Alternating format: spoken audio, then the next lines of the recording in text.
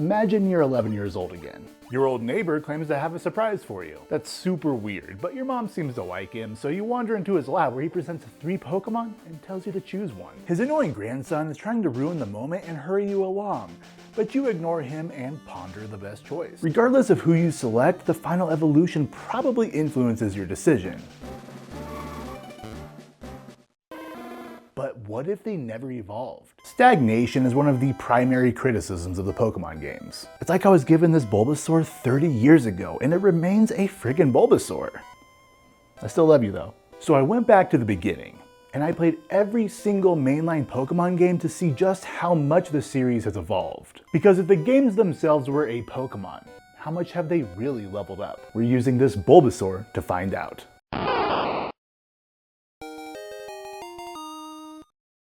Everyone understands just how big Pokemon is now. But if you weren't around when these games first came out, it's difficult to grasp just how much it dominated households. Japan was already 2 years deep when it hit Western countries like a tidal wave.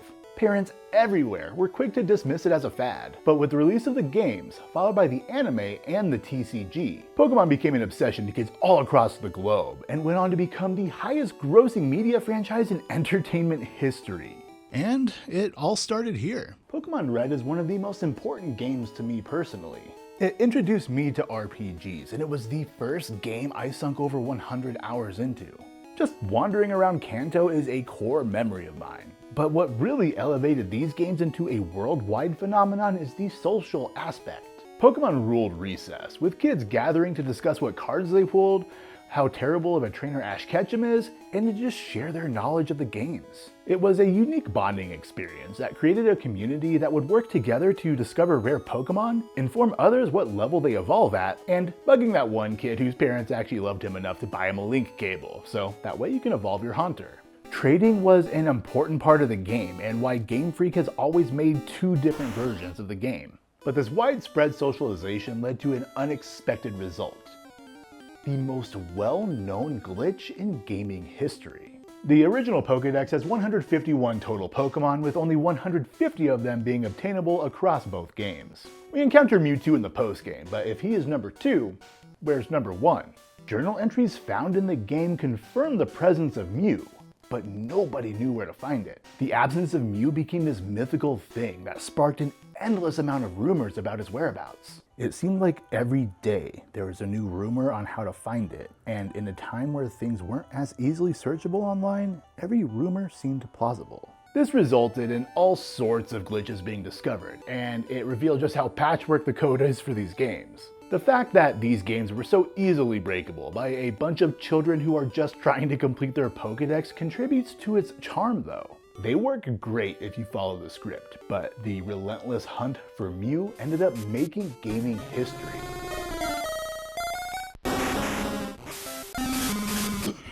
Alright, shut up. And the games themselves are actually still fantastic today, if a little primitive. Red and Blue laid a straightforward foundation. Kind of like your house in Pallet Town, where you get your own bedroom, but your mom is relegated to the floor, or perhaps Oak's bed. The core of the game is as follows. Catch, train, and battle Pokemon across the Kanto region with the sole goal of becoming the Pokemon champion. And the best part is the team build variety. There's 150 types that you can choose from, so you could do your favorites, you could pick a theme, or you could just use the strongest Pokemon in the region. It's one of the most fun parts of the franchise, hunting down each Pokemon you want to build your team with and training them up so you can finally shut your rival up? Seriously, stop trying to smell me, dude. Sometimes, the perfect game comes out at the perfect time.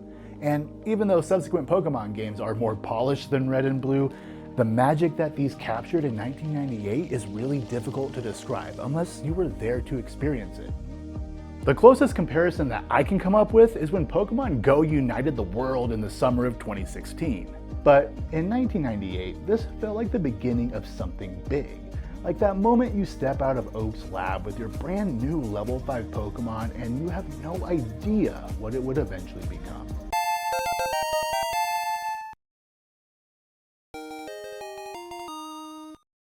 The year is 1999.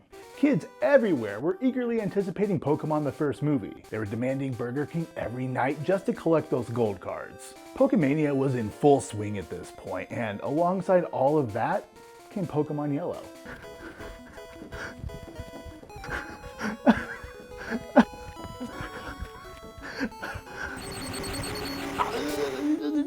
This started a tradition, where Game Freak would release a third game that was basically the same as the first games but with some differences. Yellow felt much bigger than that though, because it allowed every young, aspiring trainer to prove to themselves that they are in fact more competent than Ash released them. Just like in the anime, it gives you a Pikachu that is too stubborn to stay in a Pokeball, so it follows you around instead. We have access to all 3 starters early in the game, and we can wipe the floor with Jesse and James. It was a more polished experience as well that showed off some much better sprites. Gone are the days where Machoke looks like your drunk uncle. No more staring into the abyss that is Golbat's mouth. And Blastoise is no longer so huge he has his own orbit. Pokemon Yellow never set out to include a ton of new features. It just wanted to take advantage of the popularity of the anime.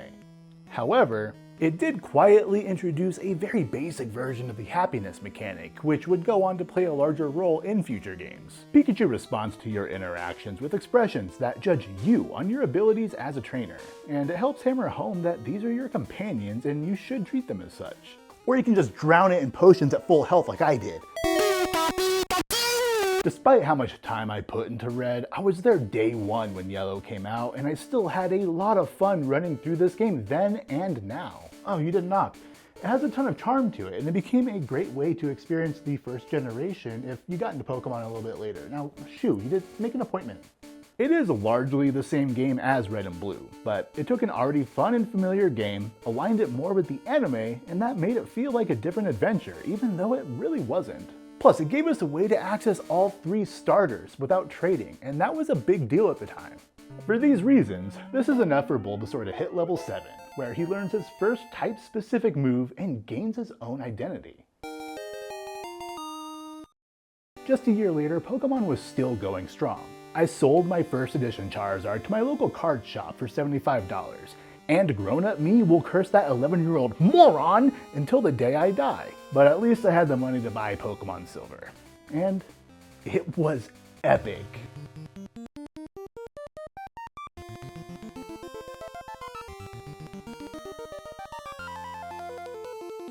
A whole new region with 100 extra Pokemon that were added to the 151 that we already love. Ew, ew, ew, ew, except for you. But simply expanding the Pokédex with a new map wasn't enough.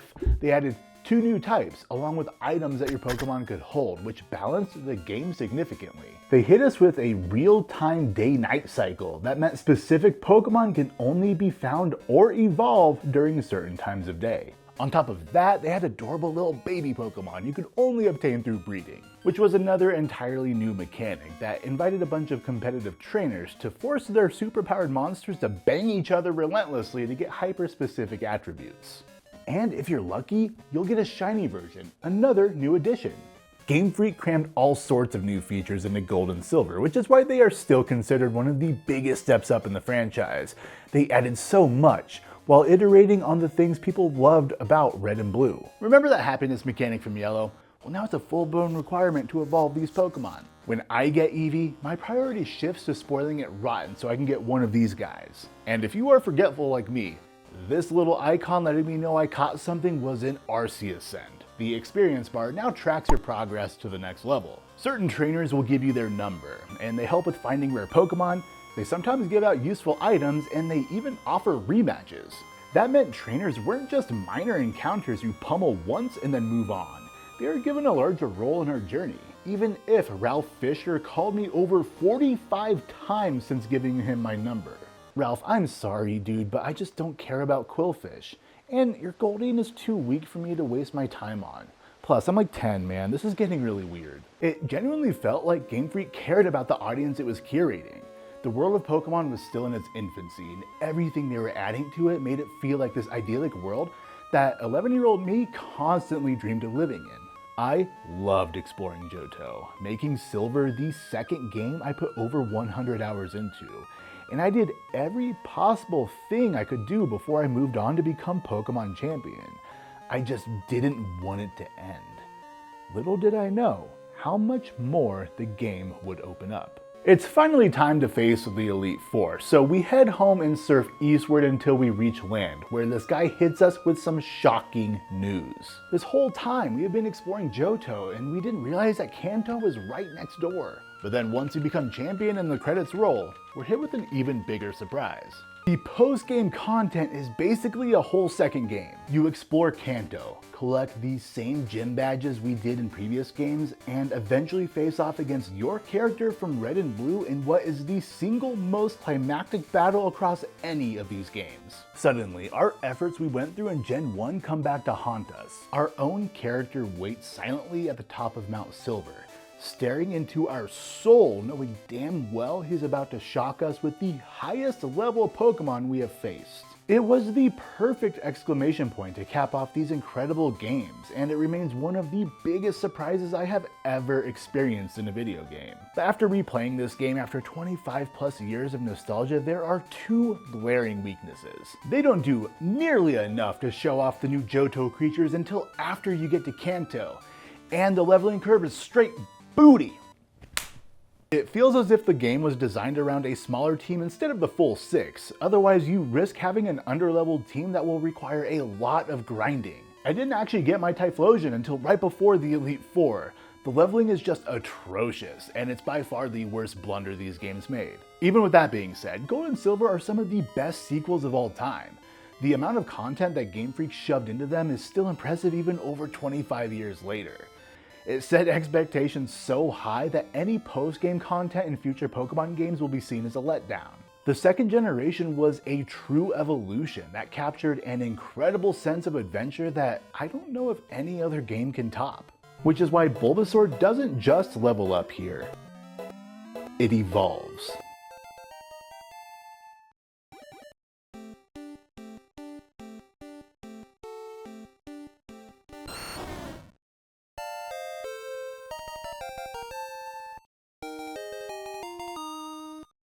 Now we're in 2001, and kids my age are dropping Pokemon in favor of more mature properties. Toonami was popping off with cooler, more action-packed anime, but Gold and Silver were massive successes, and that meant a third game was imminent.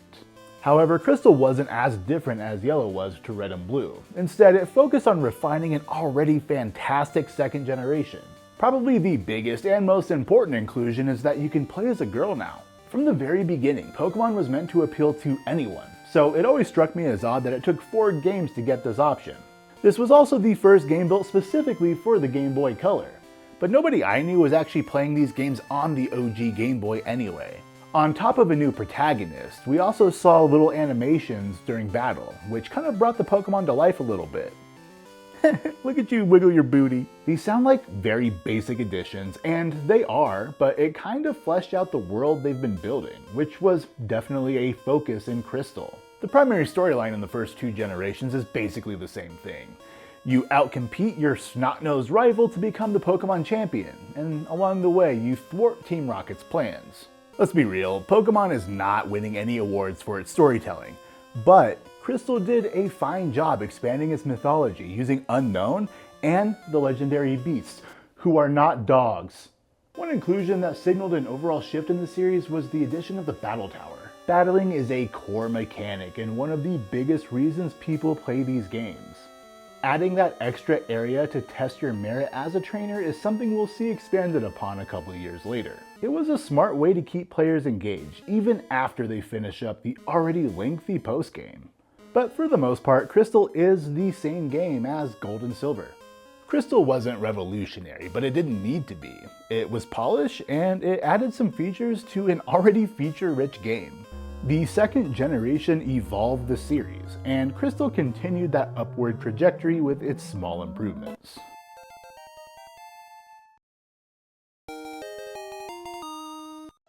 It's now 2003, and there is concern that people were beginning to lose interest in Pokemon. Kids were abandoning their Charizards for the Blue Eyes White Dragon. Maybe our parents and South Park were actually right. Pokemon is obviously nothing more than a fad. That put a ton of pressure on Game Freak to prove them wrong with the third generation. Luckily, the greatest Game Boy ever made came out just a few days later, and that helped show off the largest graphical leap we will see in this video, believe it or not. The Hoenn region felt massive, with 135 brand new Pokemon, long sprawling routes that have environmental hurdles and weather effects. I remember running in circles on the beach, being amazed that my character's footprints appeared in the sand, then standing next to some water and being equally as impressed that I could see my stupid face in the reflection. These are minute details, but they are so impactful in how they make us feel when we play video games. To this day, when I play a new game, I will always stop to check to see if my footprints are in the mud or the sand or the snow. And I will always stop by water or mirrors to see what my reflection looks like. Pokemon had always made me feel a sense of wonder, so experiencing that again at 14 years old with such tiny details was kind of like, hell yeah, dude. But despite that, when I first played Ruby and Sapphire, I couldn't help but be disappointed, even though these are great Pokemon games that contributed a lot to the overall growth of the franchise. Game Freak just made some decisions that I couldn't help but be dissatisfied with. The biggest and most obvious drawback is the exclusion of most of the 2 previous generations of Pokemon, who you couldn't even bring in through trade. I spent hundreds of hours catching, training, and evolving every single Pokemon, and now I'm told that they're locked in their old cartridges? It was as if I held a Pokeball that was sealed shut without a way to retrieve what was inside. There also wasn't much to do after you defeat the Elite Four. The post-game content was nearly as limited as it was in Red and Blue, which was a clear downgrade to what Gold and Silver gave us. Plus, they removed the day-night cycle, and that was personally one of my favorite gameplay mechanics from the 2nd generation. What it did do, however, changed Pokemon forever. Every single Pokemon now had their own unique abilities, natures, and values, which heavily impacted the competitive battling scene and how trainers approached breeding. You bunch of freaks! The addition of double battles added an interesting wrinkle that forced you to consider who to keep in your top 2 spots and what moves you used, otherwise you risk friendly fire. Ask how I know. That's how. Our 3rd gen mom was elite for giving us running shoes near the start of the game. I mean, they were an absolute game changer. They made me completely forget that bicycles existed until the game forced us to use one. And finally, the story is a lot more interesting than in previous games. It still contains a lot of the same beats we're used to, like filling out your Pokédex, becoming league champion, and pummeling your rival relentlessly no matter what. And, of course, stop the cartoonishly incompetent terrorist organization from doing something stupid. But the difference is, Team Magma and Aqua have a much larger vision than Team Rocket, and they actually get very close to doing some really catastrophic damage. It's the first time we see any widespread consequences of their actions, and reveals that Pokemon aren't just superpowered creatures, but they contain the ability to alter the world as we know it. It sets itself apart by putting our personal ambitions in the back seat while we shift focus to a world-ending scenario. The stakes had never been higher, and it was starting to feel like Pokemon was maturing just a little bit, like I was. Despite its initial flaws, the 3rd generation proved just as iconic as the other 2, and it ensured that Pokemon was here to stay and was most definitely not a fad. But for me, this is actually where I fell off the franchise.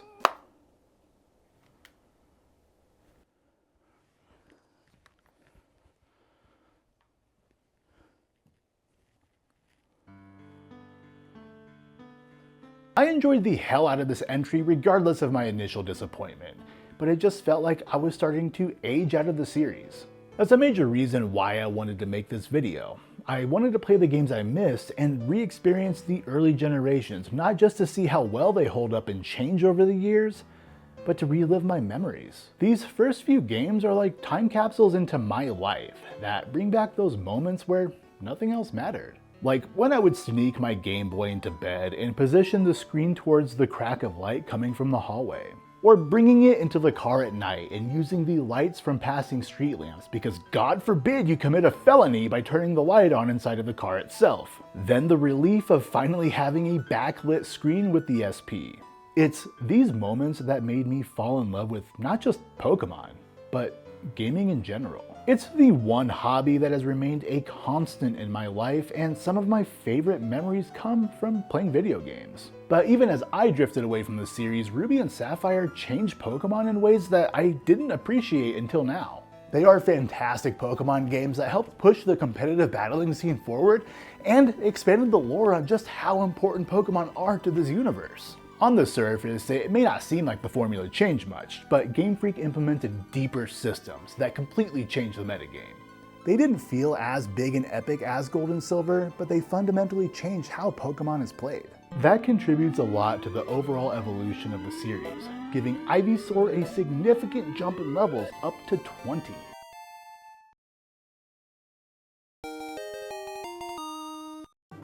It's 2004. And Game Freak released what has to be one of the quickest turnaround times for a remake. Just 6 years after the originals, we got FireRed and LeafGreen in one of the most stacked years in gaming history. These games were made for 3 reasons. 1. To fix all the glitches and issues from Red and Blue. 2. Make it nice and pretty while adding modern features. And 3. Make prior generations available to trade with Ruby and Sapphire. Before looking ahead, Game Freak saw an opportunity to give new players a more accessible way to play Kanto, while inviting old players back in. I miss you. These weren't just lazy cash grabs either, they were highly refined remakes that even addressed one of the major gripes of the originals in the lack of post-game content. The Sevi Islands were included to give players another area to explore with some additional story content and a way to catch Johto Pokemon. I appreciate that they provided a solution to the main complaint from Red and Blue, even if I personally thought the islands were somewhat forgettable. These updates meant that FireRed and LeafGreen quickly became, and even to this day, remain the definitive way to experience the Kanto region. Thankfully, Nintendo finally realized they have the perfect device to port these games to. Just do the rest now. Now, newer generations can play this game and experience some of the struggles that us olds had to deal with back in the day. I'm way too far from a Pokemon Center. You're gonna die. But as great as these games are, they didn't push Pokemon forward. They just served as a way to perfect an already beloved game while consolidating the Pokédex to the Game Boy Advance. Granted, they definitely nailed it, but since it didn't change the formula in a meaningful way, Ivysaur gets some experience, just not enough to level up. The following year, in 2005, that Charizard I sold was roughly still the same price, so I don't have reason to hate myself yet. However, gamers were treated to what just might be the perfect Pokemon game. Like Yellow and Crystal before it, Emerald aimed to create the definitive experience for this generation. Bro, what? What's up? Those versions still had some issues carry over from their counterparts, whereas Emerald genuinely felt like they mastered the 3rd generation. They started by tightening the narrative. It made both Teams Aqua and Magma the villains, which makes far more sense than one of them being friendly in Ruby and Sapphire. These are eco-terrorists, so it was super weird one of them was good and the other was evil. It felt good stomping both of these teams of idiots in Emerald. But where Emerald truly shines is its heavy emphasis on battling. Game Freak added so many ways to spank every trainer across Hoenn, even when the story is done.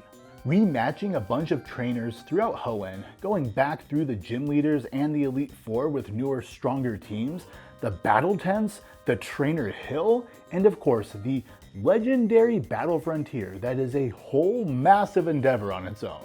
The frontier will wipe the floor with filthy casuals, and still presents a challenge for seasoned trainers. These optional areas gave players new challenges that varied greatly in degrees of difficulty to provide even more variety than just the standard battles you come across through normal gameplay. It was a huge upgrade in post-game content that Ruby and Sapphire severely lacked. But I have one question. Why put Wallace in place of Steven as the champion? More like Wall-ass! Game Freak totally ironed out the kinks from the previous games and closed out the 3rd generation the strongest way possible. It took the foundation of Ruby and Sapphire and just improved it in every way. Ooh, you missed. Going back and replaying the games that I first played when they came out has been awesome, but for me, Emerald is my favorite game so far. With the massive amount of post-game content and the smaller changes added to boost the Hoenn experience, we watch Ivysaur jump up 2 more levels.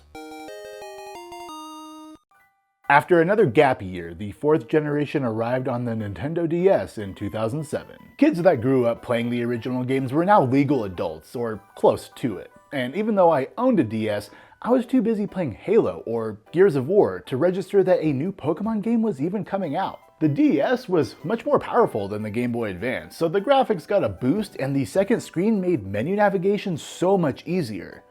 But this is also the most conflicted I have ever been playing a Pokemon game. On one hand, adding wireless trading was a huge quality of life update that made even the most closeted of Pokemon fans able to complete their decks without outing themselves to their friend group. But on the other hand, if you were aiming to do everything in this game, you probably just finished because this game is so damn slow. Many years later.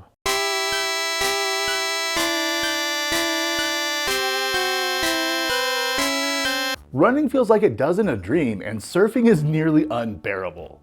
If this were in Hoenn, the eastern side of the map would be unplayable. Battling, catching, even saving has this irritatingly sluggish response, and it's by far the biggest factor that drives opinion of these games down. I don't know if it was the transition to new hardware that caused these technical issues, or some of it was even a design choice, but regardless, it made playing this game a bit of a slog. It's like they forgot fire types existed, because if you leave Chimchar on the table, you have only one fire option in the game. I mean, I like Ponyta, but it severely impacts one of the best parts of the game, which is team variety. You can just not have a fire type, I guess, but come on, I want to burn things. Now let's talk about how much these games actually evolved the formula, because it's one of the biggest switch ups in the series. Like Ruby and Sapphire, the biggest change the 4th generation made lies under the surface, with the split between physical and special moves. Prior to this, certain move types were either all special or all physical. In Diamond and Pearl, they did away with that, so now every individual move had a special or physical designation, which completely broke the doors open for tons of other Pokemon as viable members of your team. This is one of those things that feels like it should have been like this from the very beginning.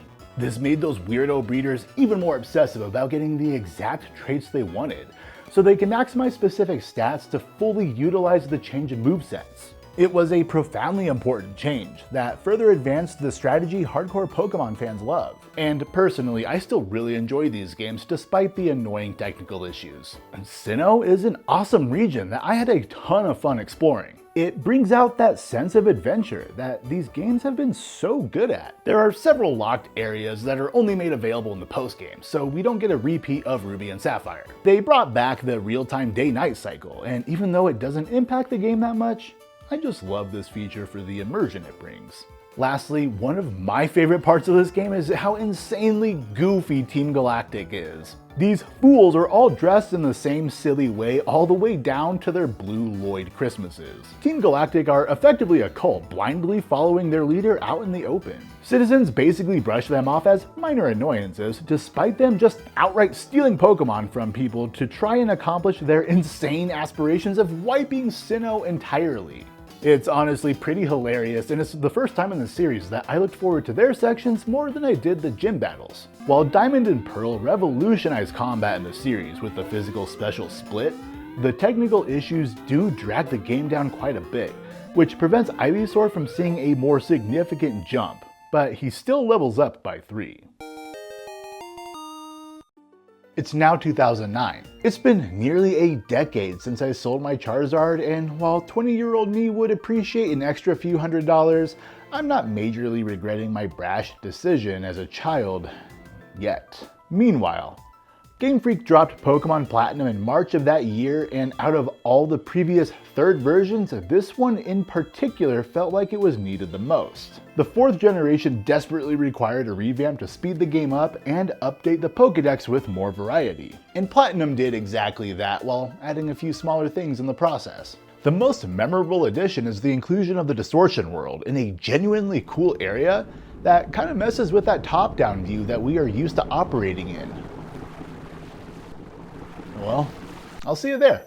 In a series that mostly sticks to the formula, having this strange little environmental puzzle was a nice change of pace compared to the warp and ice puzzles that we are used to seeing. And just as soon as it starts, it feels like it's over. But it does end in an encounter with one of the single greatest Pokemon ever. Giratina is a ghost dragon type that was so hardcore it had to be banished to the Shadow Realm by its creator. I mean, just look at this thing. Pokemon is filled with monsters that would be frightening in real life, but this one would make me muck my britches. Plus, it has what I think is the best looking card in the entire TCG. I bet you can't find me. I mean, Platinum is easily the best way to experience the Sinnoh region, but I just can't help but ask, are these third versions even necessary? Games on PC and consoles have been receiving patches and DLC for a few years now, so the idea of paying full price for what is essentially the same game with just a little bit more content was harder to accept. Even though patches weren't possible on the original DS, it still represented an outdated model that no other franchise could get away with. Like Emerald before it, they included more battle-centric post-game content, but why even keep that out of the original Diamond and Pearl releases in the first place? The Battle Frontier was a proven hit, so scrapping it just to add it on later felt like a cheap way to tack on more content to justify the cost of the game. Platinum undoubtedly improved upon Diamond and Pearl, arguably more than Yellow, Crystal, and even Emerald for their respective generations. But the biggest impacts were merely fixes for problems that really should not have been issues from the start. I enjoy this game a lot. It's actually one of my favorites so far, but fixing mistakes is not innovation, which is why Ivysaur stays at level 25. As we turn the corner into the 2010s, Game Freak launches their second remake. I sadly never got around to playing these games when they came out. I was just too caught up playing Call of Duty or one of the amazing single-player games that came out that year. While this game passed me by initially, years later I wanted to go back in and try it out, but the ever-increasing price just kept me away. This is honestly the game that I looked forward to most when I started this video. HeartGold and SoulSilver are considered some of the very best games in the franchise by a lot of fans. While there is a certain charm to playing the originals, returning to Johto with the updated graphics, the quality of life updates, and the major formula changes made in the third and fourth generations make this a really special game and just pure joy to play. Nostalgia has a huge impact on how one views a game. For me, it's easy to overlook the leveling issues that still persist in the remakes. That was and still is a major gripe with these games. You definitely still have to focus on a team of 3 or 4 if you want to avoid grinding before the Elite Four.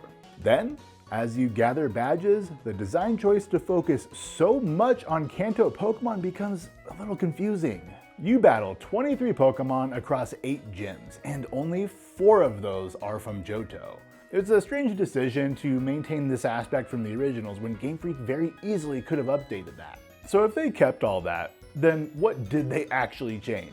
While the core Johto experience remains intact, they added a lot of features to make it feel pretty different than the originals. Here, come here, let me show you. More ways to battle were included, with a lot more rematches in the Battle Frontier.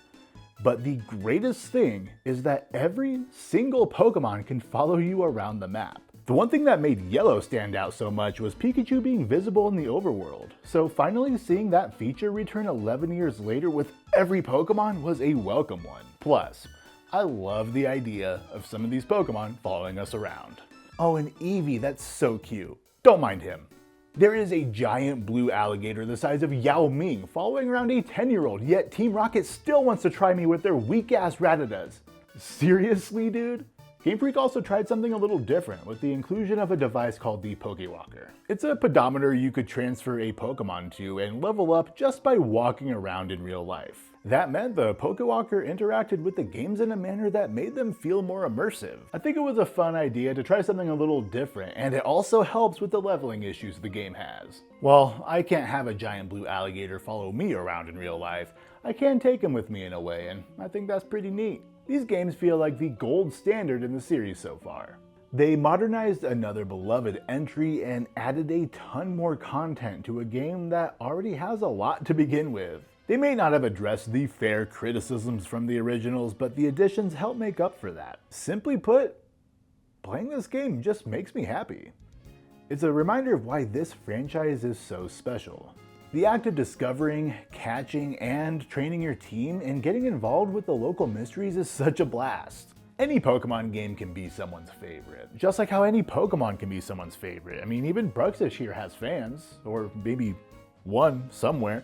Make yourself known in the comments if you're a Bruxish fan. And for me personally, HeartGold and SoulSilver just can't be beat. They push Emerald down to 2nd place and Ivysaur up to level 26.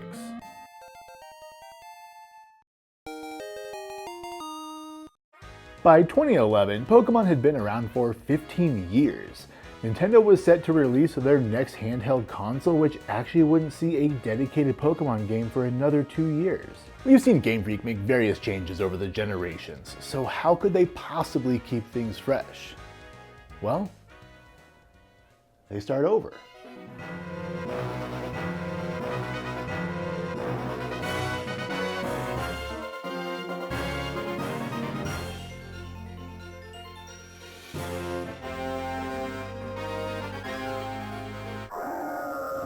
Black and White aim to hit the reset button and give players something entirely new. Let me just... For the first time in series history, no older Pokemon were available until after the post-game. Hey, back in your cage!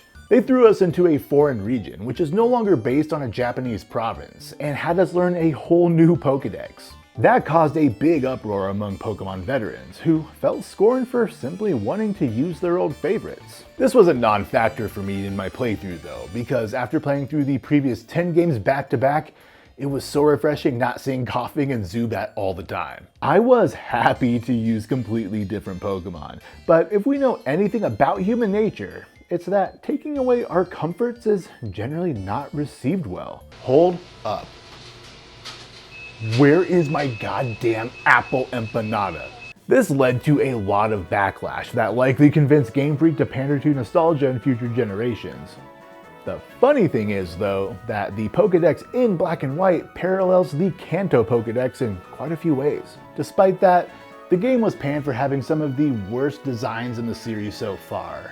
But let's be real, every game has its stinkers and Unova definitely has its fair share of them. And to me personally, it also has the worst trio of starters. However, it has some amazing designs as well, with the best collection of dragon and bug Pokemon in the games. Plus, they nailed it with how they distributed the Pokemon throughout the region, because you could have a varied team that was prepared for any battle.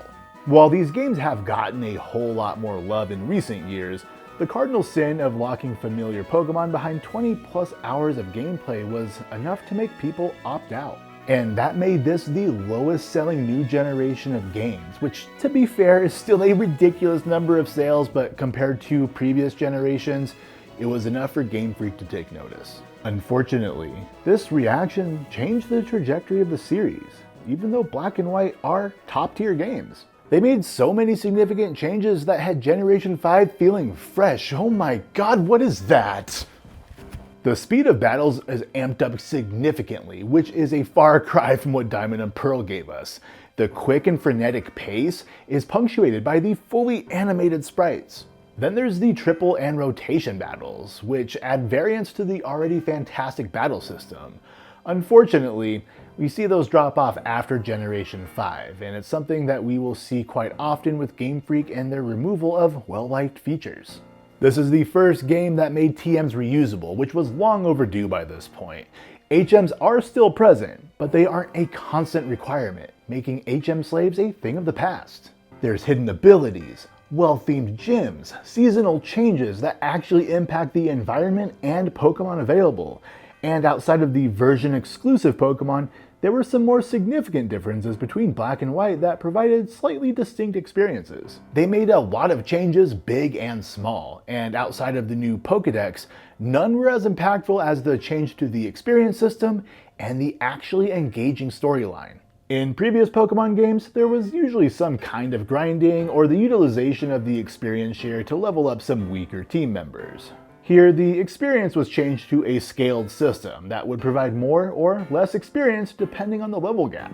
That meant training all these guys was significantly easier and I didn't have to find a place to grind it out. That had a big impact on how much I enjoyed this game, especially after coming from HeartGold's horrible level scaling. And like I just mentioned, this is the best storyline that we've seen in a Pokemon game. It just felt more mature, with questions of morality as a Pokemon trainer. Previous games constantly reference the bond between Pokemon and trainer, and that the trainers who show true care to their pocket monsters are the ones who succeed. But Black and White makes you question that. Am I the bad guy for catching and forcing these things to fight one another? Or am I just a mini Michael Vick without the extreme athleticism? Your primary rival isn't just a mouthy punk or one of your weak friends either. N has been groomed from birth with a strong connection to Pokemon. It gives more weight to your battles and it just feels different than other Pokemon games. Even if Team Plasma is still cartoonishly dumb.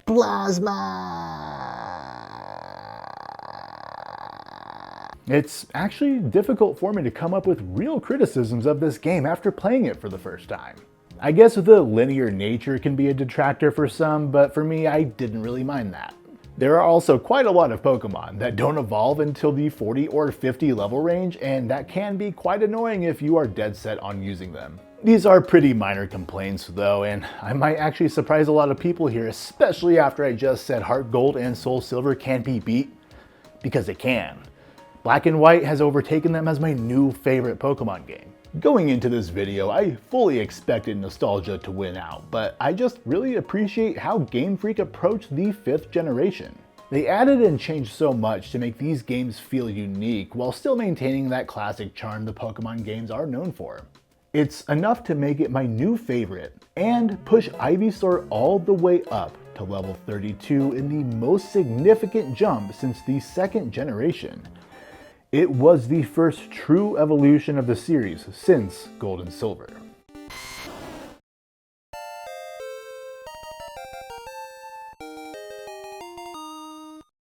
In 2012, Game Freak did something unprecedented that could have been mistaken as a sign that the John Cusack-led apocalypse is destined to happen as the Mayans predicted. They made a sequel. I know Gold and Silver are technically sequels, but they introduced a new generation, whereas Black and White 2 took place entirely within Unova just 2 years after the events of Black and White. It makes them feel unique in that regard because they aren't just a rehash. I knew these were sequels going in, but I still assumed that they would be mostly the same game as Black and White. Instead, I got a completely new game. You start in a separate part of the map. You have a wide variety of Pokemon from all generations available, the story is different, we have the best gyms in the series, and trainers are all rearranged. It's a surprising amount of changes that largely went unrecognized based off these sales figures. Due to Game Freak's tradition of releasing mostly the same game after each generation, people saw Black and White 2 and mostly ignored it. Kinda like the Peter Molyneux classic of the same name. Pair that with the backlash from the originals and that creates a recipe for the lowest selling games in the franchise. And a message to Game Freak that fans do not want this. We don't want this. The all-around negativity surrounding Gen 5 had a domino effect on the direction of Pokemon games, which we'll see moving forward in the video. However, one feature that is justifiably hated that really began here is the forced handholding. This is a series that has been around long enough to drive, yet it still treats me like I have a learner's permit. I do not need to be forced to learn how to catch a Pokemon. I also don't need to be taught what a Pokécenter or Pokemart does. And I especially don't need to be forced into a 10-minute unskippable sequence showing me what Pokestar Studios does when it's completely optional. I will admit though, this game is still a banger. No, not like that. Unova is a cool region, and with all the generations available from the get-go, it came together in a nice package. There weren't a whole lot of new features because they pretty much gave us a whole new game. They did give us the World Tournament though, and that allowed us to face off against some familiar trainers. This is also the only Pokemon game that features a difficulty mode, but you have to beat the game to unlock it, which makes zero sense. Game Freak finally gives us a feature that fans have been asking for a long time, but they do it in the dumbest way, and then they remove it from subsequent games. Yeah, great job there guys, you're gonna make me Game Freak the fuck out! While I like Black and White more than Black and White 2, there's still a couple of great games. I do appreciate that Game Freak tried something a bit different instead of rehashing the same game with some minor tweaks. I just wish we saw them do more of this. Unfortunately, the end of the DS era was not given the recognition it deserved, and moving into the 3DS era will show us the consequences of that. I genuinely had a great time with these games, but the hand-holding is something that just drives me a little nuts, which is great news for me moving forward. I really appreciate that they decided to make a whole new game instead of just refining it into a third version. This is the first and last time we see them do something like this, and that's enough to bump Venusaur up 2 whole levels.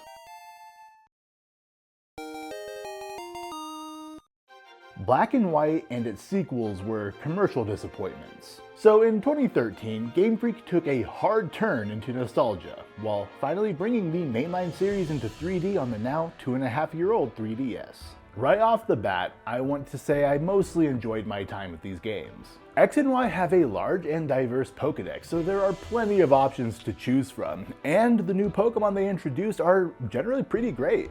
Perhaps the most meaningful addition is the rebalancing that was done by adding the Fairy type, a word many 90s kids called each other daily. We also got an all-timer as a starter with Greninja. The 6th generation's main selling point was Mega Evolution. This started a trend of battle-specific mechanics that changed the look of our favorite Pokémon. And man, they really screwed you over by making him really cool, huh? Although, the idea is severely undercooked, kind of like that time I went to Applebee's at 8 years old on my birthday and they gave me raw chicken, and I never went back. What I'm saying is the vast majority of battles never actually use it. Mega Evolutions, not raw chicken. I also really like Kalos as a region. Like its Pokédex, it's diverse, and it feels bigger than it actually is. And they finally added character customization, even if it's somewhat limited. But the music, the music is just... Music is where Pokémon never really misses, but X and Y remixes familiar tunes while producing some original bangers. I found myself absent-mindedly vibing often when playing through it.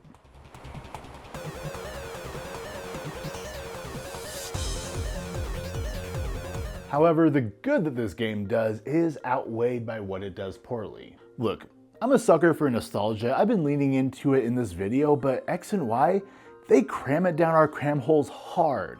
Within a couple of hours of starting the game, we get to choose one of the original 3 starters. The first forest we go into is Viridian Forest copied and pasted. We wake up Snorlax again using the Poké-Flute, and Pikachu will not stop saying its name in battle. Pikachu! There's even a youngster who likes shorts in this game. Nearly half of the 28 total Mega Evolutions are for Gen 1 Pokemon, and exactly 0 are for the brand new ones. Not even your new starter gets a Mega. I can't say I hated all of the nostalgia baiting though, I do think some of it is pretty fun. There is just a right balance and they went way too heavy-handed. X and Y tries so hard to force feed us member berries that it completely disregards the new Pokemon and region by making them background details in their own game. But the pandering isn't my primary complaint. It's how it holds your hand throughout the game. The game is overly easy because experience is handed out like candy on Halloween. Like some sort of experience candy. Huh. You gain experience if you catch a Pokemon, which I honestly think is a positive. But it's the new experience share that can break the game if you leave it on. I wanted the default experience, so I kept it on, but it can be toggled off, so at least they give us a choice. Just don't get used to it though. My team wound up being 8 to 10 levels higher than my opponent in most cases. I kind of felt bad during my championship run because I was bullying the Elite Four, and not just quietly whooping their ass, but like getting a little toxic with it. Man, you are not good. The absolute worst of this hand-holding though comes from your stupid little gang of friends who pop up constantly to remind you of where you need to go and what you need to do. They are insufferable one-note personalities. Tierno only cares about dancing. The only thing that Trevor and his helmet hair care about is completing the Pokédex. Shauna is just kind of there with the power of friendship. Then there's Serena, who's the daughter of 2 strong trainers, but the Applin fell way far from the tree on this one because she could not beat me if her life depended on it, and then she gets really sad. I can't say I blame her though. I would probably get sad too if my opponent looked like this every time he beat me. I just found each friend so irritating, I wish I could have gone a solo route. But hey, at least they're not Team Flare, who are just So stupid. Team Flare is somehow more childish than the actual children in this game, despite them having some pretty crazy ambitions to completely eliminate non-like-minded individuals in the region. The audacity when you look like that. I know that Pokemon is aimed at children, but this one just feels more juvenile than the previous games. Voici reine. Between the lame villains, the lame rivals, and with how absurdly easy the game is, X and Y doesn't feel like it pushed the franchise forward very much. And that's not really something you'd expect when you finally make the jump to 3D. Fans had been dreaming of this since Pokemon Stadium on the N64, but instead Game Freak wanted to play it overly safe after the backlash from Gen 5, and the ripple effect from that decision begins right here. They even reverted back to a minimal post-game, and since there was never a third iteration like past generations, it kind of feels unfinished. I'll reiterate though, I did have fun playing these games, and they absolutely cooked with the new Pokemon designs and region. There's plenty to be disappointed with because, in a lot of ways, the game is a massive overcorrection from Black and White. But the fairy typing and the Mega Evolutions is a big enough addition to push Venusaur up a level to 35. 2014 gave us our third set of remakes with Omega Ruby and Alpha Sapphire. The third generation is where I left off, and it successfully lured me back in. The only problem is I didn't have a 3DS yet. I was a fool that bought an Xbox One at release, and a year later it still had no games. So, on a whim, I bought an XL 3DS from GameStop alongside the Sapphire remake, and in no time I was back in it. That familiarity from the original Sapphire I played back in 2003 washed over me. I took my boy Trico like I did 11 years prior, and I started hoeing around Hoenn to get my bearings again because there was so much I didn't recognize in these games. There are fairy types. What did you call me? When did Pokemon start mega evolving? Oh, you can reuse TMs now. And now I can fly around on Pokemon in real time. The quality of life features they implemented into these remakes made them so much more accessible for someone who is just getting back into the series. And then after a short while, I was playing for hours on end, like I used to as a kid. And just like that, I was sucked back in. Using the Dex Nav, I would fully explore routes and only moved on when I caught everything available. It's probably my favorite new feature in these remakes. It simply made everyone's life easier, whether you are a shiny hunter or maybe you're looking for specific abilities. Or if you just want to fill out the expanded Pokedex or catch many of the legendary Pokemon that were included. These are fantastic remakes that modernized a decade-old game while keeping the spirit of the originals intact. Although Game Freak missed an opportunity by not including some of Emerald's features here. And while they did include the Delta episode, and that was a nice addition, I'm telling you man, fans yearn for the frontier. There's a reason that Emerald is still so highly regarded even over 20 years later, but like your father, Game Freak is content pretending it doesn't exist. My father loves me. Despite the Battle Frontier's notable absence, these are still some of the best games in the Pokemon franchise.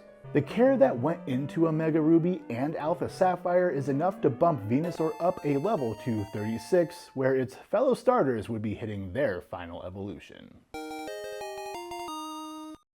A couple years later in 2016, the world united under 3 banners: Team Valor, Team Mystic, and Team Instinct. Pokemon Go was a unifying experience that defined that summer. Large groups of people met in person to catch Pokemon in real life. I still remember sitting at my work desk that was within reach of a Pokéstop, so I'd sit there and rack up XP and items while people congregated outside to do the same exact thing. Pathetic. It brought renewed interest to the series and made the timing of Sun and Moon's release 4 months later absolutely perfect. The 7th generation brought in new and old fans alike to experience what I think X and Y should have been. There is still some of that nostalgia factor because Sun and Moon caters to Gen 1 with the Alolan versions of Kanto Pokemon. And even though I would have liked to see more variety spanning the generations, the Alolan forms were a genuinely great idea. Unless you're a Persian fan, and then you just get disrespected by this monstrosity. They cashed in on that sweet, sweet nostalgia by making new forms of already beloved Pokemon, while still making a pretty great Pokedex altogether. Except for the legendaries and ultra beasts. I am just personally not a fan. Luckily, the rest of the Pokédex hits way more than it misses, so there's a lot of great options in how to build your team to take on the 18 different trials this game introduces, which I thought was a nice switch up to the standard gym battles. Alola's trials vary across the islands, where you participate in different activities, and that helps give the region its own identity and separates it from the others. Kanto, Johto, Hoenn, Sinnoh, Unova, Kalos, they all have their own history that's touched upon in their respective games, but Alola just feels so much different, like its own independent region with a rich history and culture, and it all comes down to world building. The trials are this rite of passage your character has to go through to be recognized as a true Pokemon trainer. It's easily one of the most story-focused games in the series, which I was really into at first. However, they decided to focus so heavily on Lily that your own character basically becomes an NPC. Lily just does not stop yapping, dude. It is unbelievable. The longer I played, the more impatient I became. And even after I beat the crap out of the Elite Four, Lily still made herself the main character and forced me into 40 minutes of unskippable cutscenes. I am not kidding. The sheer audacity they had to surprise Kojima me in a Pokemon game was incredibly rude. I can't appreciate that they set out to tell a fleshed out story even if it didn't connect with me personally. What did connect with me were the trials, even if some of them were pretty lazy. For example, while on top of a volcano, you need to watch 3 Alola Marowaks perform a dance and then call out the difference when they perform it a second time. Alright. Here's the second one.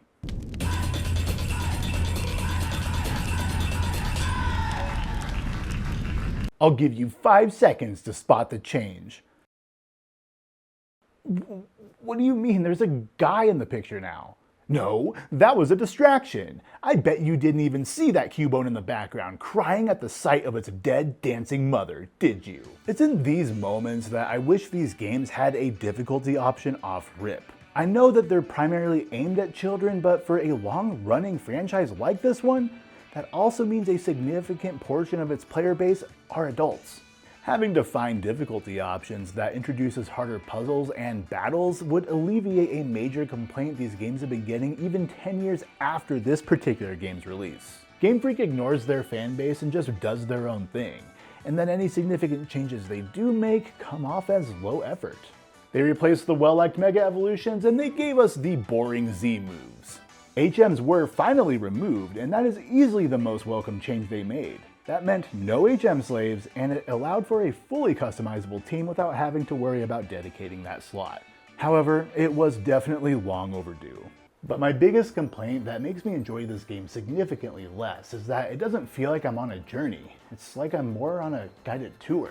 Too many times will I walk the wrong direction and someone has to shout that I have to go one specific way. Pokemon games used to really nail that sense of adventure, but despite traveling between islands, exploring in full 3D with larger routes that have dynamic trainers who stare you down intensely with a burning desire to battle until you finally lock eyes with them and crush them so hard they give up their dreams, I just didn't feel like I was on a personal journey, despite that being my primary goal. And for that reason, it was a bit of a letdown. I think they killed it with the new Pokédex and making Alola feel like a completely unique region compared to the others. I love that about it. But ultimately, the game just fell short for me. After 20 years in what was arguably their safest release in X and Y, Game Freak showed they are willing to still take some chances by trying to flesh out the cast of characters in their respective region. It's enough to get Venusaur up to level 37.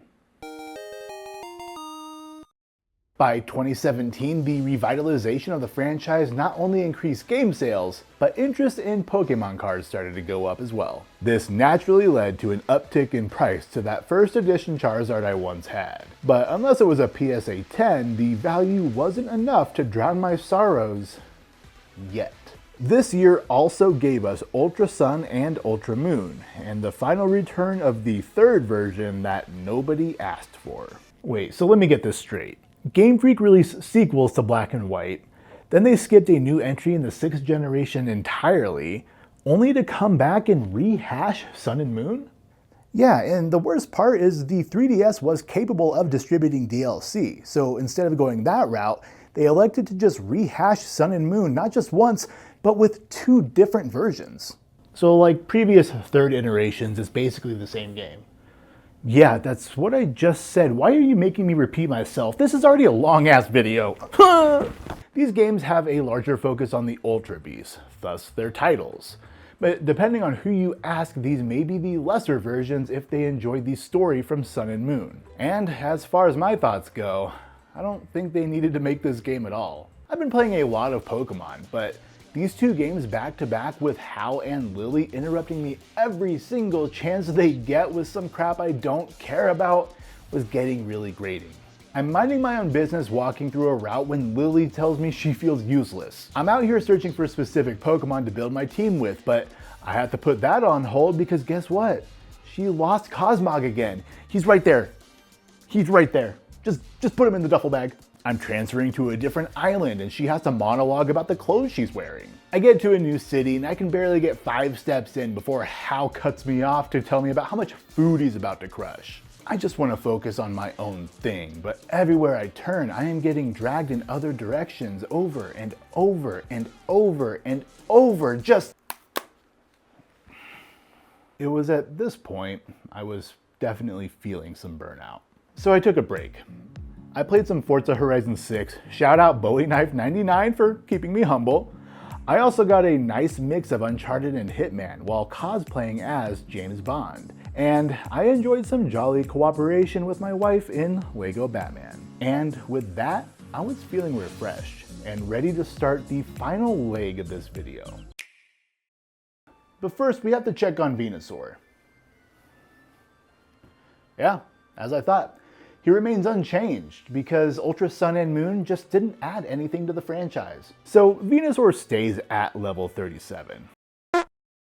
It's like when you battle one of those trainers who has nothing but 6 level 25 Magikarps, so you get basically no experience when it's over and you're left questioning why you even wasted your time and why he even has them at such a high level. Just evolve them, dude, what's your deal? It's weird. Anyways. A year and a half after the Switch released, it finally got its first Pokemon game in 2018, in the form of another Kanto remake, using Pokemon Go catch mechanics. And it's so easy a baby could beat it. Once Nintendo announced the Switch, Pokemon fans immediately dreamt of the possibilities. But I doubt anyone expected this to be the first mainline Pokemon game on console. Some might dispute this as a mainline title, which is totally fair because it definitely feels like an offshoot, but it's a remake of Pokemon Yellow, so I had to include it. I'll admit it, I really enjoy this game, and I wish we saw similar remakes for other generations. I just love how alive the world felt with Pokemon popping up out of grass and running around you, or when you let them out of their tiny ball-shaped prisons. Alright, out you go, Pikachu! Just being able to roll up on anyone on the back of a Rhyhorn reinforces the symbiotic nature of Pokemon and people. It's something these games talk about a lot, but we don't get to personally experience it very often, which is why these are my favorite types of Pokemon cards. They're just helping out their people. Wait, how do they get paid?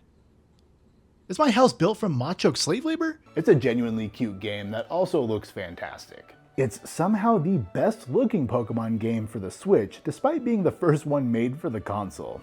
Granted, it is much smaller in scope than what comes after. I appreciate the game for what it is by combining 2 big properties into one package, but again, I don't really think it adds a whole lot to Pokemon's legacy. Let's Go succeeds at exactly what it set out to do. It's an accessible bridge between Pokemon Go and a more traditional mainline game, but not much more than that. 2 games in a row, and Venusaur still sits at level 37. It's now 2019. The Switch is a massive success. Just 2 years in, and Nintendo fans are feasting. Breath of the Wild, multiple Mario games, Fire Emblem 3 Houses, Smash Bros. Ultimate, Astral Chain, Luigi's Mansion. I mean, this console was catapulting Nintendo back on top and becoming a powerhouse of great games. Now Pokemon finally hits console with its 8th generation. And, they're pretty alright. In a vacuum, Sword and Shield are fine games. I didn't mean this kind. You guys should clean this. It's disgusting in here. If you enjoy the Pokemon formula like I do, then these games are still fun. But when you take a step back and look at the broader picture, Game Freak just really missed the mark. Again, these were the first mainline Pokemon games on console, so expectations were sky high. Dope movie! Fans wanted to bring their previous teams into the new game, see them with improved graphics and a completely fresh environment, but instead, Game Freak thought to themselves, no, fans don't care about their old Pokemon. Sure, they got mad during Ruby and Sapphire and again in Black and White, but they're wrong. No, the fans are wrong. They don't even know what they want. They're stupid. So before the game even releases, it's already got people crashing out. That news definitely killed my hype a little bit, but I still bought it. I played it, I beat it, and I forgot about it. Replaying the game now, I'm realizing I barely remembered any of this. The only thing I remembered is I was not a fan of Rillaboom, and he became the first starter I ever benched. Sorry, dude. Personally, I think this trio of starters is the weakest across the franchise, and in a way that's actually perfect because they perfectly represent this game, which is uninspired. The map is boring. The routes are all short and empty. The towns on the outside look pretty nice, but then once you get inside and you start rummaging through people's homes, you realize everybody owns the same thing. They're all the same layout. This place is creepy. I don't want to be here. Then there's Dynamaxing, which is better than Z moves, but it's still worse than Mega Evolutions. The pop-ins and muddy textures are kind of distracting, and don't even get me started on the god-awful story. Actually, do get me started on it. Especially after coming from Sun and Moon, where it seemed like they tried somewhat hard to write an engaging story, and then you play these and you just walk away with nothing. Nothing. Yeah, Hop, we understand that you intend to become champion, so do we. That's why we are all here. That's the point of the game. You are not special. In fact, you're just a Nepo baby. And yeah, Leon is the unbeatable champion, but did you know he's bad with directions? Yeah. Every chance he gets, he tells me, I wouldn't have even minded if we strictly focused on the climb to become champion. But then on the eve of the final battle, we get pulled away to deal with one of the most moronic villains ever. I'm not exaggerating. This dude is wildly dumb. What do you mean? He wants to solve an energy crisis, which I think is great. It's admirable. He just wants to ensure our survival. It's 1,000 years away. What? It's actually kind of unbelievable, and I found myself annoyed that I was pulled away to deal with this nonsense. It seemed like it was tacked on at the end because they wanted to tie the legendary Pokemon into it somehow, and instead we get the worst story in the mainline games. I mean, there's a moment where they talk about Dynamax Pokemon rampaging through the city like a bunch of kaiju. Pretty cool, right? Wrong. We never see it. Instead, we're told to jog on while Leon gets to deal with the cool stuff. Why not let us help with that? And why won't this go away? Simply put, Sword and Shield are lazy games. Which is a weird thing to say because they included a feature that would change how the Pokemon games are developed moving forward. The wild area is a wide open space where you can catch so many Pokemon. In past games, certain Pokemon can never be found in the wild, so running right by a Gengar waddling about was cool to see. That meant that there were so many options available to you to build your team with. But then after a few minutes, the novelty just kind of wears off and there's no rhyme or reason for why that Pokemon is there and why that one's there. So they somehow made Pokemon seem lifeless in a game where they are let loose to roam around in. I like the idea, just not the execution. What I did really enjoy was the gym challenge and how it felt like this massive event the whole country gets hyped for.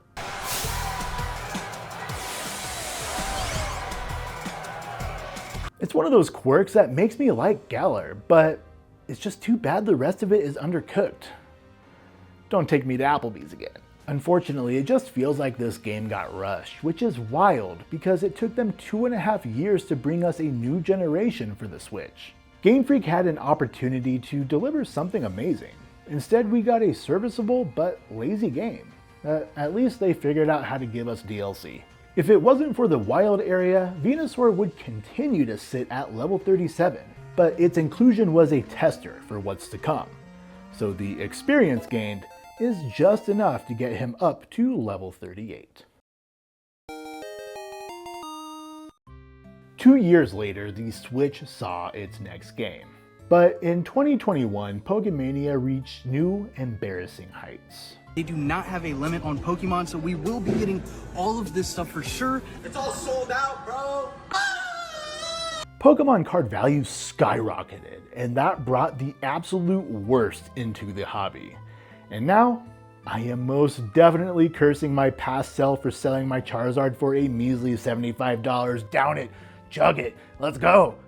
And like rubbing salt in the wound, we get another set of lazy games. As someone who never played Gen 4 on the DS until this video, I didn't have a problem with the remakes when they first came out. I got to finally experience a region I never played before, and I had a fun time with it, but replaying it after going through the entire series, it really stands out how disappointing these are as remakes. It's essentially a one-for-one remake of Diamond and Pearl, but without the slowness, thankfully. It's all done in this chibi art style with some poorly implemented 3D movement in what is basically still a 2D world, and an experience share you still cannot turn off. And nothing was done about level scaling, so your team just starts to outpace everybody else. Look at my team in my fight against Rourke in the originals compared to the remakes. Sit down, Arceus. Nobody needs an all-powerful creator when you have an 11-year-old girl who can raise an army of Pokemon in an afternoon. I'll admit I don't actually mind the experience share staying on. I've been leaving it on in the games that give me the option to turn it off, but Game Freak, guys, what are you doing? Why did you take it away? Because fuck you. Oh, hey. What makes these games such a letdown is they just don't add anything significantly new. Can you get off my ass? No additional areas, no expanded post-game, just a traditional Diamond and Pearl experience with some updated graphics. We got decent serviceable remakes, but their decision to ignore Platinum made for a disappointing retread of Sinnoh. And don't get me wrong, it's great to have Diamond and Pearl accessible on the Switch, but it's evident that Game Freak just was not interested in bringing something new to the table. Which is why Venusaur just chills here at level 38 with very little experience gain. But little did we know that Game Freak was occupied with a game that would switch Pokemon up in a big way. 26 years after its debut, the Pokemon formula was under harsh criticism in 2022. Recent entries were okay, but many fans just wanted more out of them. Game Freak was scrutinized heavily as the wrong developer to push the games forward. But we had no idea that they were cooking up a game that would put sole emphasis on one core mechanic. Remember when Professor Oak forced his dream of catching every Pokemon in the region on a couple of 11-year-old boys? Well, Legends Arceus takes that concept and crafts an entire game out of it. It's by far the biggest switch up to the mainline series formula ever. Even the two core mechanics of battling and catching Pokemon feel so much different. Battling offers different styles of attacks that helps increase strategy, but my favorite overall change is how it handles your movesets. You can swap moves in and out at any time. No more hunting down move deleters or tutors, no more hoarding heart scales. It's just a simple respec that makes managing moves so much better.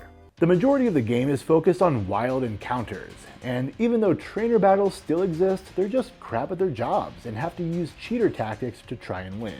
Given context, this makes sense. They're a bunch of amateur trainers, whereas you are a modern trainer who just so happened to get shitted out of the sky to a primitive Sinnoh a couple hundred years back in time when Pokeballs were first invented. The entire game focuses on building the Pokedex with pencil and paper. So for those of us who love hunting down every Pokemon and filling the decks, this is a dream game. Just be prepared to see certain Pokemon a little differently. I never thought that I would come away from this game thinking Paris was a crazy little murder bug. It really paints those encounters in the depths of Mount Moon in a terrifying light. Paris aggression aside, this is pretty much what I imagined Pokemon could become as a dumb little boy. I don't necessarily enjoy how repetitive some of the tasks to complete the decks are, but the act of roaming the land and discovering new Pokemon is exciting. The wild areas from Sword and Shield return here in a much more organic way. Considering there was a 3-year gap between those games and Legends, it became very clear that Game Freak desperately needed more development time to flesh their games out. They could get away with yearly releases on the Game Boy and maybe even the DS, but once the jump to the Switch happened, it was obvious they just needed more time in the kitchen. I said it earlier in this video, but Pokemon is at its best when the game makes us feel like we are on a journey. Legends Arceus makes that priority by doing something no other Pokemon game has done, and that's to put us in the past and experience the origins of a region. We always hear about folktales and legends from the other games, but actually getting to experience them is why this game is so special. Hey, don't eat all of those! And with that being said, I kind of want Game Freak to hand the Legends series off to a different developer, and here's why. It is so goddamn ugly, and I know a thing or two about that. It's clearly inspired by Breath of the Wild in looks and design, but even with 5 years separating the two, Breath of the Wild is way more pleasant to look at. I also think Game Freak's obsession with tutorials drags this game down because it is a long slog. I understand why they went this route because this game is so much different than the other Pokemon games, but they did not need to grasp your hand and hold on to it for so long and so hard. It actually put me off the game when I first got it, so this is the first time I am really experiencing this game. Now, I do think it's a genuinely fantastic game, and it's in my top 5, but there's still a lingering feeling it could have been even better, and that's been the case for a few games now. Just imagine if the Legends series was offloaded to another developer like Square Enix or Monolith Soft. Do I think that's gonna happen? Nope, not at all. So I'll appreciate what this game brought to the table, and like a lot of other adult Pokemon fans, I'll lament what could be. Legends Arceus is the final true evolution of the series because it did basically everything so differently, from its core structure, to catching, to battling, to adding light survival mechanics, and even a pretty decent story and characters, which is why Venusaur gets a massive boost in experience up to level 45, and it mega evolves.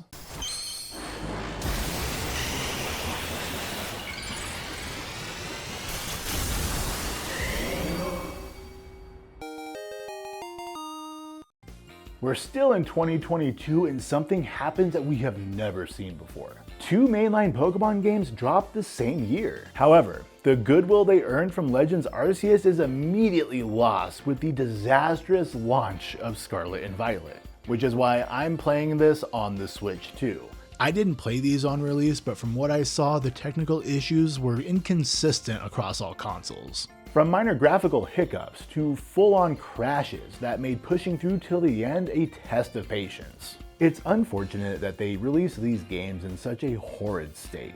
It dragged down the launch of what I think is a genuinely good Pokemon game that gives fans something they have wanted to see for years.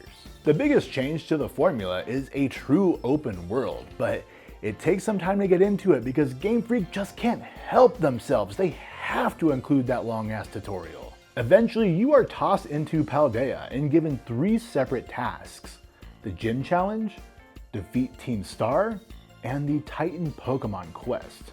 And you are free to tackle these in any order, except not really. The game does not even scale to your level. There is a suggested path that you take, but the game does a horrible job of pointing you in that direction, which means you are forced to explore the region and just kind of figure it out for yourself, which thankfully isn't that big of a deal because you are given the box art Pokemon like right away and ride that sucker into the ground. I actually love that we got these 3 quests right away, but I think level scaling would have been a really nice thing to have. It's just another example of a good idea being dragged down by poor implementation. It's like getting the wrong flavor of cake for your birthday. I mean, sure, it's cake and it's probably still good, but it's not what you wanted. So while the open world wasn't done quite right, it is a nice change to the more linear route-based system we have seen over the last 3 decades. I just wish they put more effort into the cities because on the outside they look so nice, but on the inside they are dead. like me. In a franchise where barging into some rando's home is our God-given right, it seems blasphemous that you can't enter anyone's house, not even shops. You're just given a menu to buy something and forced out once you make a decision.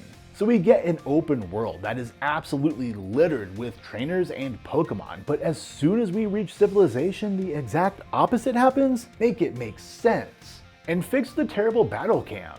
And what's up with the map? Did anybody find that rotating one useful? God, I hate this thing. Complaints aside, as far as the core game goes, I actually had a lot of fun with it. I went in with tempered expectations due to their reputation, but I came away pleasantly surprised to consider this my favorite traditional Pokemon experience on the Switch. I found Paldea fun to explore on the back of Koraidon as I sought out trainers and Pokemon to chip away at the 3 primary storylines. The gym challenge is standard Pokemon fare and typically what I expect from these games. But I never expected a Pokemon game to make me feel emotional. Arven's quest to tackle the Titans in order to save his dog was surprisingly heartfelt, especially if you grew up with a childhood dog or any pet really. As soon as he revealed his motivation, my tune towards him changed completely, and I wanted to cast everything aside to help him save his dog. And yes, I understand the irony of me using my own dogs to viciously mutilate other trainers' Pokemon, but so what? Mastiff is a good boy and he needs to be saved. Now I want to go hug my dog. And then we have the Team Star Quest, who are a bunch of victims of bullying, who we then bully into disbanding. Hey, at least I saved Arven's pup though. We are at an interesting point with Pokemon though, because for over a decade the games have done some good things, but there is a lot of potential left on the table. But as of now, Scarlet and Violet are actually some solid games that are marred by some horrible technical issues on the original Switch and a lackluster open world. It has me excited for Winds and Waves, even though I should know better than to get my hopes up. A first real attempt at an open world that improved how Legends Arceus populates the overworld is genuine growth, but releasing the game in such a bad technical state means Venusaur's experience is limited to a single level. On the eve of Pokemon's 30th anniversary, we see the longest gap between mainline Pokemon games ever. 3 years after Scarlet and Violet, Game Freak delivers another Legends game, this time with a completely revamped battle system. When I finished Legends Arceus, I had so many ideas about where these games could go next. Every region has a history that we hear about in their respective games, so when I saw they were returning to Kalos, my immediate thought was the Ancient War. I mean, what better setting for a game that focuses primarily on battle mechanics? Its chaotic real-time battles would be perfect for a wartime setting. Instead, we got city redevelopment. Cool. Legends EA takes place 5 years after the events of X and Y, where the local population tries to figure out how to coexist alongside Pokemon in an urban environment. But I've already seen Detective Pikachu, so this topic isn't nearly as interesting, even though I do love seeing all the people and their Pokemon throughout the city. Hey, will you help me steal this one? It's the first time in the 3D era where I felt the city I was in was actually being lived in, which is helped out by the numerous side missions that range from regular old battles to looking for Spupa inside of a museum, to helping a restaurant gently relocate their local trubbish that just love to nom on that tasty, tasty trash. It would have been even better if there were interiors to explore, but apparently Game Freak just doesn't want us to commit casual B&Es anymore, even though you could argue it wasn't a B&E because their door was unlocked and they gave me the shiny golden nugget. I didn't take it, they gave it to me. Lumio City isn't the most interesting locale because no matter where you go, it just mostly looks the same. I still had fun exploring the streets though. There are a ton of items littering the roads and alleys. People with all kinds of different Pokemon populate the region. The buildings have a verticality to them, so you can run on the rooftops like Crobatman. But most of your time is going to be spent battling. Between the Alpha Pokemon, the Mega Evolutions, and the ranking system the game is named after, you will be battling a ton in order to reach the top rank. In fact, it's like they took the complaints of Arceus' repetitive research tasks and decided to transition that model into how you level up. Instead of catching a Pokemon 10 times and watching it use a particular move 3 times, you need to battle however many trainers it takes for you to level this number up in order to battle the specific trainer that actually ranks you up. I do actually really dig this new battle system, but after a few hours, I was longing for something more. I had fun with each of them, and obviously based on sales numbers, people like myself continue to eat these games up, which gives little incentive to innovate. My primary issue is Pokemon is a series that has so much potential that continually gets bogged down by bad decisions. From too safe of entries, to constant hand-holding, poor execution of good ideas, and horrible technical issues. When I first started this video, I wanted to see how much the Pokemon games have changed over the years. And what I discovered is that it does actually evolve, often slowly over time. The games mimic you the way Pokemon actually change. They level up, they learn new moves, and eventually they do enough to actually evolve. But sometimes that evolution is far off, and not everything grows as rapidly as most bug Pokemon do. It initially starts off quickly, but it does slow down to perfect core mechanics and drip feed new features. But then the bigger changes had to happen and fans mostly shunned them, which slowed growth to a crawl. Maybe the Switch 2 will afford Game Freak the opportunity to realize the potential these games have. Or maybe it won't. And I'm honestly fine with that, because after playing through 22 games spanning decades, I found that I enjoy the familiar comforts Pokemon games bring even when they are far from perfect. They are just as important to me now as an adult than they were when I was 9 years old and finding my first obsession. Regardless of my thoughts about what Legend ZA could have been, it's a solid game with legitimately fun battles. It's the biggest change to that system in series history. That's enough to boost Venusaur's level up by 3, bringing him up to level 49, which is high enough for him to contribute to an Elite Four run in Kanto. Hey, don't click away yet. Because after spending hundreds of hours over 22 games, the only way to end this video is by commemorating 6 Pokemon into my own personal Hall of Fame. The first slot is going to go to the Pokemon that I think has the most insane Pokedex entry, but realistically, you can argue a lot of Pokemon deserve this spot. Drifloon is a fat-phobic child abductor. Yveltal can absorb the life essence of anything near it. Tinkaton kills and dismantles Pawniards to assemble its hammer. I mean, there are so many valid options here, but the one I chose is Frostlass. The mere existence of ghost Pokemon is super eerie, but the fact that Frostlass freezes humans and Pokemon alike and then takes them back to her den to display, that's horrifying. A Pokemon with serial killer tendencies deserves to be recognized for how disturbing it is. Now you're creeping me out. The second spot is reserved for Juan's Kingdra from Emerald. This was the most annoying and difficult Pokemon for me to beat across any of the games. I was woefully unprepared for this fight, and it took me literally 15 minutes to defeat his Kingdra. Between it using double teams so I could barely hit it, then using rest to recover from any hits that did land, on top of constantly confusing my team using Water Pulse, it was a slog to get through, and for that it was a particularly memorable battle. I would rather face 6 of Cynthia's Garchomp over 1 more of Juan's Kingdra. Seriously, fuck you, Juan.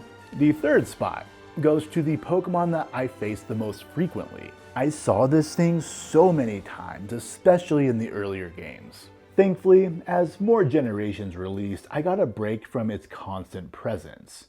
But despite making over 300 individual Coughings faint, I have an appreciation for this goofy little gas ball. It's not his fault that bad guys tend to gravitate towards him.